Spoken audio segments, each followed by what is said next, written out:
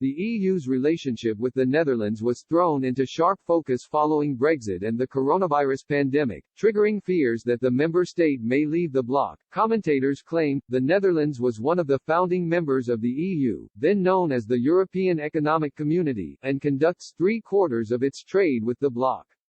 The nation takes part in every single European program which has been rolled out, and neighbors one of the bloc's largest member states, Germany. However, it has found itself at the center of recent bitter rows between the member states, subsequently prompting concerns that Euroscepticism is growing in the Netherlands. The Dutch have pushed back against the plans for big spending on post-pandemic recovery and is one of the so-called frugal four, along with Austria, Denmark and Sweden, who resisted the EU budget last year.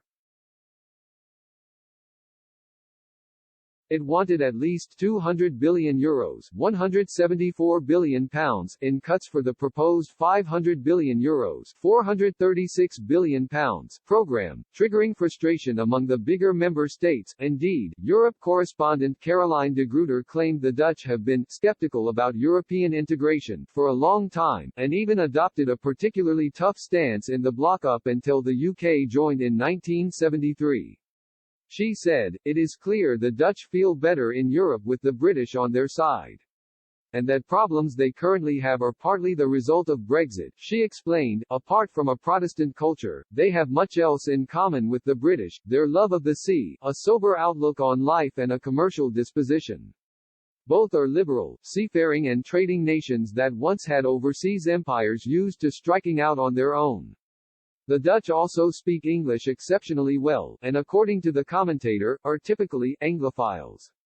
Like the British, the Dutch had only looked for a loose international alliance in the aftermath of World War II, and were subsequently opposed to the idea of joining political forces with its European neighbors." However, Ms. de Gruyter claimed the Netherlands had little choice at the time, as its economy was in dire straits following the war, so instead the nation came up with a plan.